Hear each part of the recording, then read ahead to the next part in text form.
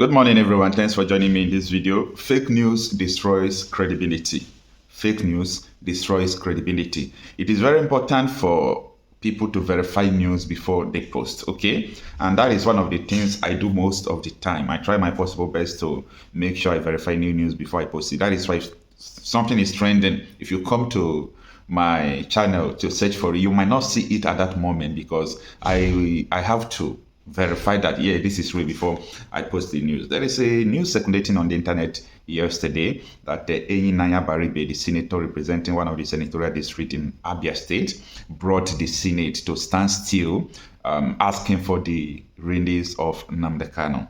Yes, we know that right from time Abaribe has been standing for, Nnamdi Kanu as a shorty before, the military invaded his house during the Zenith Python dance, all those things of which Supreme Court has condemned. Okay.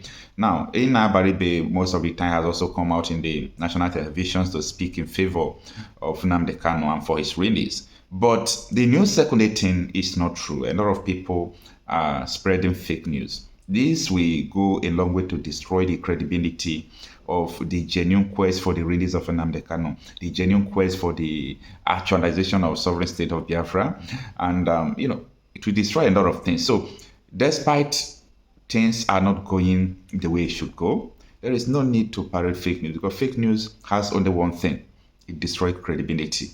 It makes people to feel that other news coming out about the man is not true. So when you keep on spreading fake news about someone who is in detention, you are causing more harm to the person. So people who are parading fake news, at the time, they cloned Donald Trump's voice, where he was saying Tinubu should release, Nigeria should release Nnamdi Kanu. All those things you are making issues to be worse, okay? Anybody spreading such information is just making issues to be worse. So there is no need. Yes, everybody want him released, okay? Everybody want him released, except the criminals who are in Nigeria who don't want him to be released because they know that if the man is free today, a lot of things will change positively. So that is why they keep him there. And it's a national issue. The powers that be don't want to release him. Don't let anybody deceive you. Don't let anybody deceive you. No politician, only few that wants Nnamdi Kanu to be released. Only few. If I should put it in statistic, I should say only 5%. You know what it means that only 5% wants Nnamdi Kanu to be released. I'm talking about politicians in Nigeria. They just want to be living their free life while people are dying, living their fake life, be looting your resources, preparing from one election to other election. That is all they want to be doing. That is all they stand for. Okay? So don't give them chance to continue what they are doing. Don't give them chance to ridicule a genuine struggle. Don't give them chance to continue to say that, well, the fake news, where it's coming from. I saw so many credible news media also parading the fake news. It's not fair, okay? A lot of people who spread this fake news, maybe it's for a purpose, okay? Because if you have followed diverse people, different kind of people, you would understand that people can go to any length just to make sure they destroy somebody. Don't be surprised that the oppositions to Nnamdi Kanu's agitation, people who don't want him, they might be the one spreading all those things. To discrediting Abaribe, to give him bad notion that people following Nnamdi Kanu is doing that, to, portray a fake stuffs before the world about Nnamdi Kanu. I think these are the issues that must be addressed. So anybody who posts fake news or fake things, you knowing fully well that what you're about to post is fake, and you go ahead to post it about Nnamdi Kanu, meaning you are part of the people that is making sure that, let me just put it in this way. You are part of the people that is pleased and happy that the man is in detention. Okay? If you are spreading fake news about him, you are happy because he is in detention. Every news I post about Nnamdi Kanu, sometimes if it will take me to call a legal counsel, I will do that.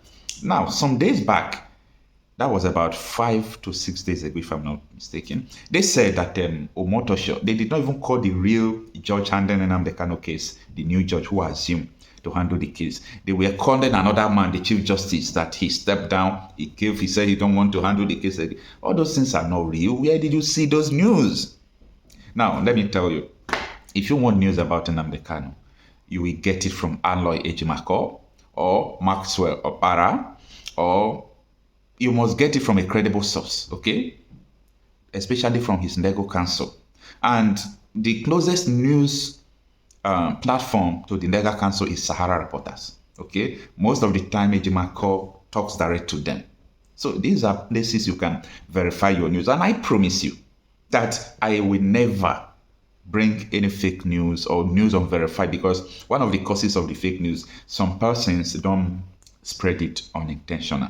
Okay, some people spread it intentionally, while some people spread it out of ignorance. So one of the reasons is that people go and post what they did not verify. So I'm still using this opportunity to tell people to also verify the news before they post. Now, if you hear that Nnamdi Kanu is going to a court case tomorrow, blah, blah, blah, blah, blah, the first thing you should do before even, posting, I'm not talking about people who shared news. I mean people who has the platform that post the one people are sharing. Because anybody can share things easily, okay? Not people who are sharing, but people who are posting the one they are sharing.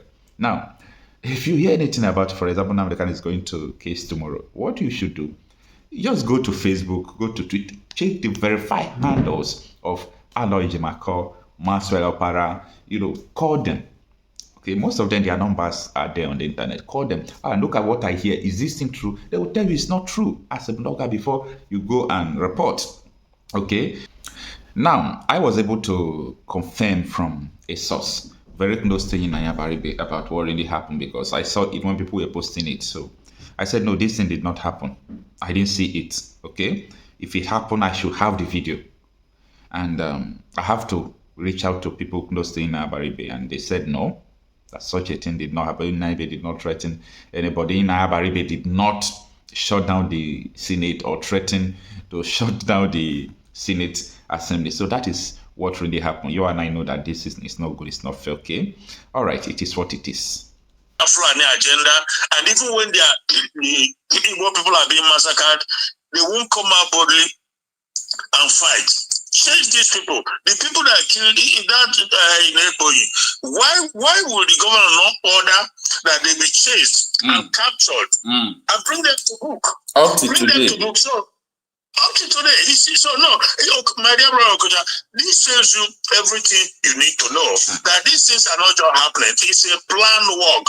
The fact that a governor of a state, a governor of a point, will not order the military or police, whatever it is, go after them. If they're in the bushes, whatever they are, apprehend them and bring them to book. This is what is expected. This is what happens all over the world. Only in the zoo that doesn't happen. They will come and massacre and run away. You will never see them again. You never hear from them. They go and regroup and replan, and they come another time, hit, and they go away. Nobody goes after them. Well, the one of Ebo even was because afterwards he tried to. He didn't even say, "Let me get this people to justice, to justice, bring them to justice." Rather, he's trying to compensate the caliphate by trying to send people. He said they were going to Mecca or whatever. So you see that it's just unfortunate. It is sad, really, really sad situation. But like I said, for me, I'm not surprised. We've known that. Nnamdi Kanu has always said it. These people, they are not governors of Igbo. No. They are there to serve the interests of the Fulani. So this is what I want every Biafran, every Igbo person to realize. They must come to this realization that all these governors, they don't serve their interests, they serve the interests of the Fulanis. It's really taboo what is going on. But again, like I said, the world is watching. It might seem like nothing is happening, but trust me, the fact that they are shaking to themselves now. They are pissing themselves because nobody knows what is coming next and who. And trust me, my dear brother, thank you so much. A lot is happening. A lot is happening. Thank you so much, sir.